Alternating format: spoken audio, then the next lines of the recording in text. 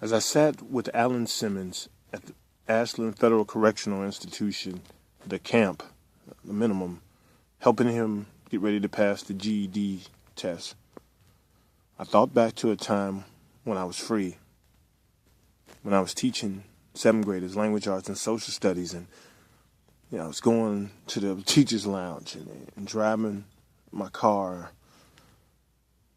instead of having to be told when it was time to eat, when it was time to stand, when I could have visits, how long I could get on the phone, which was usually 15 minutes, and I had to pay for that. I think, when did it all go wrong for me? What changed, and then it hit me? In 2001, I had made the transition the previous year from having taught 10 years of seventh grade to the corporate world, and I was currently working at SBC Long Distance, which is now AT&T. And I was one of the working zombies.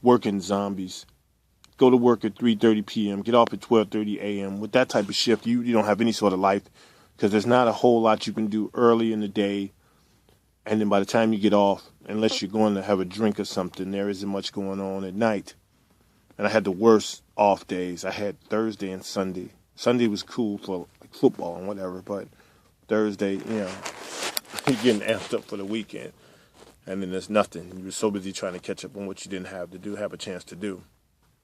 Anyways, so I was in this life, and then come to the next thing, I was driving this rusty Dodge van that my dad had left behind. He had passed the year before.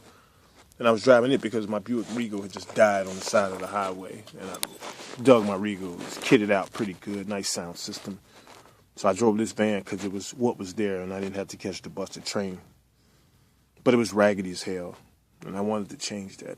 And so I didn't have much of a social life. My car sucked, and I was just working this job, which didn't call for a lot of ingenuity or creativity and didn't offer you any autonomy. You just call the people, blah, blah, blah, blah, blah, blah, fill in the blanks, blah, blah, blah, blah. And I needed something more. I didn't want to go back to teaching because I sort of burned out. I gave it a bunch. Like they say, leave it on the floor. I left it on the floor, but it felt so good to impact lives and see the glee on these kids' faces when you taught them. And I contemplated it until something hit me. Think of every cliche you can, and it hit me. A Mike Tyson right, Clay Matthews, or those damn Green Bay Packers running head on into Cutler, a semi hitting a Fiat or some small car like that. It hit me. I pulled over to the side of the road on my way home from work, and I figured out how I would upgrade my vehicle and also inject a little energy, excitement into my life. The year prior, I used 2 substitute W-2s. My dad had taught me how to do it. I took one myself, and another guy went into respective Jackson Hewitts and got somewhere between, well, I know I got $4,900 and some change, and he got $4,600 some change, which he paid me $1,000 for giving him, and I added to my own. It was free and clear. You just owed the respective company, and it had really not too much to do with the IRS. And I was going to do that again, find me a few people to do that for. Boom, boom, boom. Down payment for a car. I was back. I would be back, rather. As soon as I got home and got on the computer, I found out that the IRS wasn't allowing tax preparation places to use the substitute W-2s. It's like, oh, shit. But then it hit me again, right behind it. This was like a left, right after the right. I would just create W-2s. I had plenty of information from my dad's tax preparation business of our own. He started, me and my brother and my mom continued. There were W-2s left over. There'd be information. It wouldn't be a problem to be filling in the blanks. Office Depot, Office Max, they sell the W-2s and 1099s, etc. It wouldn't be a problem. I just had to figure out who would go for it. And that wouldn't be a problem either. Ralph was a local failed drug dealer. You've seen the type. They sit out there on the corner, the starter jackets, Jordans, jeans hanging off the ass, and they'll tell a woman or they'll tell the guy, yeah, man, I was serving, which means to deal drugs. I was serving, and they aren't serving anything. They're working for somebody getting a pittance, or they're not making any money themselves. They might as well be working a job for the little money that they're making, but the high risk they're taking. So I figured Ralph would be stupid enough to go ahead and put his name on something and go in. And he'd also be crazy enough to ignore any sort of legality. So when I approached him, he said, hey, could he and his girlfriend, Emma, do it? I said, sure, no problem. I got the information, put it together. I typed it up because that way no one could go into a memory or whatever the case may be and retrieve anything. I used plastic gloves throughout the entire process. Met Ralph, gave him and Emma the W-2s. They went into the Jackson Hewitt, and 15 minutes later, boom. Ralph came out with about 5 G's. Emma came out with $4,500. Each one of them paid me $1,500. $3,000 to put down on a car. I was back. Life was going to be good. You got a better car. Ladies like aerodynamics. They don't like big, bulky-ass, rusty vans. Then, later that night, I got a call. And Ralph asked the question, the one singular question that is the tail sign that a criminal enterprise is going to fall at some point. He asked me, hey, if I know anybody else that wants to be down with this, would it be all right if I bring him in? I had my money for my down payment. I was good. Could have walked away easy. The little money that we took, which was less than 10 G's, would go basically unnoticed. Wouldn't be a huge deal. Could have walked away. It would have been easy. But it was easier to see how easy this was. It was easy to see all the money that would possibly come. It was easy to think of what I could do with all that money. Take care of the house. Inject some more energy into my life. I could be free because money is freedom. So I said yes. And it began. It was right during the hot season of tax preparation places, which is the end of January that goes all the way through the president's birthdays, respectively, to the end of February, to the end of that month, and maybe going into March. And we were on it. Ralph would give me the names and the social security numbers and the addresses that matched the IDs. I would get on my typewriter either before work or after work, but typically it was before because I had enough time to do it. I would type out the W-2s. I would put them in the envelope. I would meet Ralph. He would go meet the people, take them, give me updates.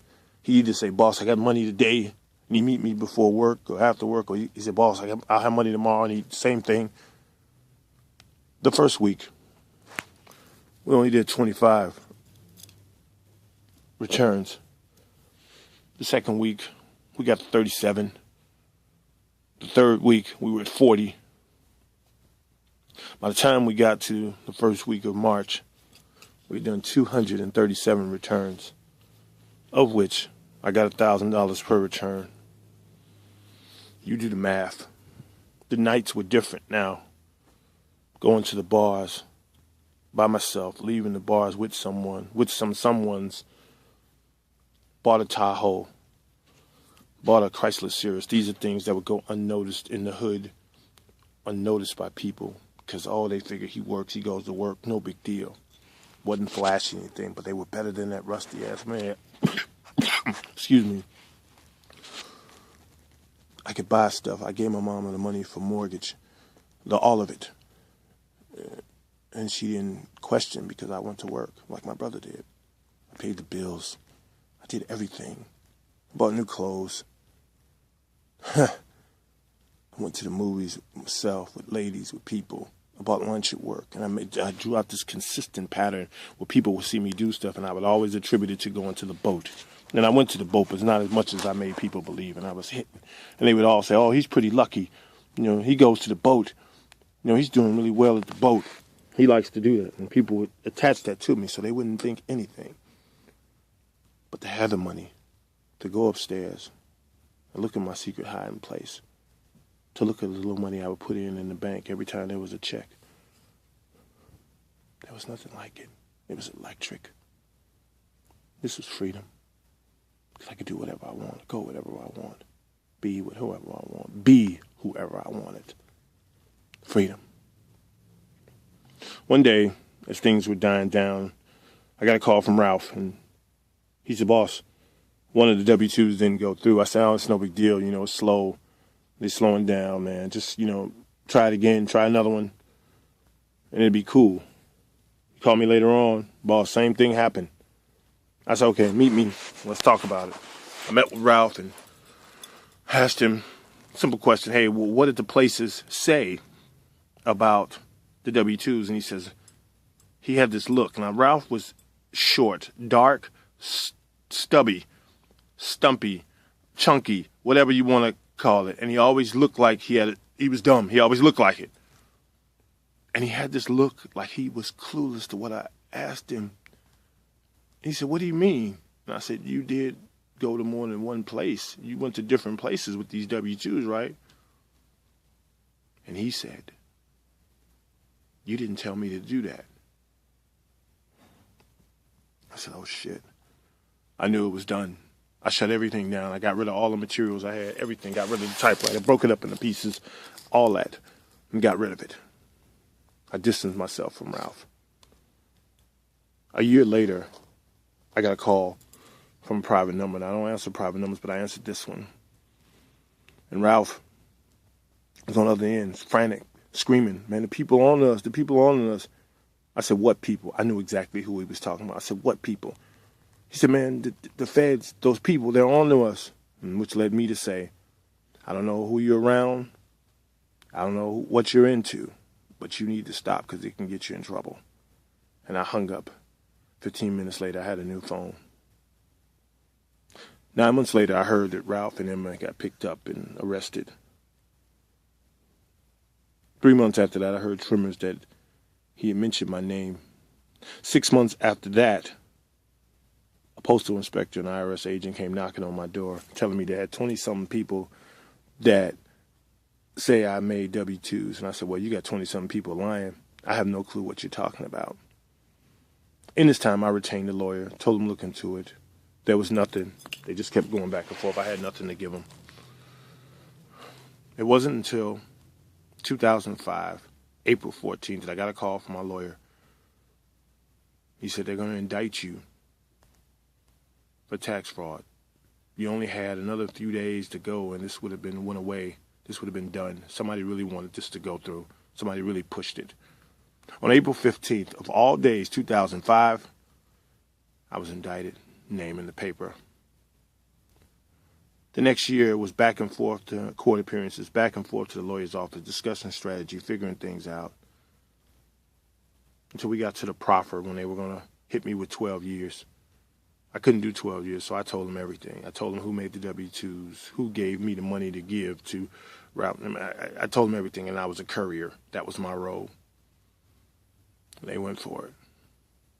I wound up with 27 months in this camp, sitting with Alan Simmons, helping him pass the GED, wishing that when Ralph asked me, could anybody else be involved, I would have had the willpower to say no, but wishing even more that I was back at Rosa Parks Middle School in front of 7th graders, teaching them about cause and effect, teaching them how to write a narrative, taking them on field trips to plays.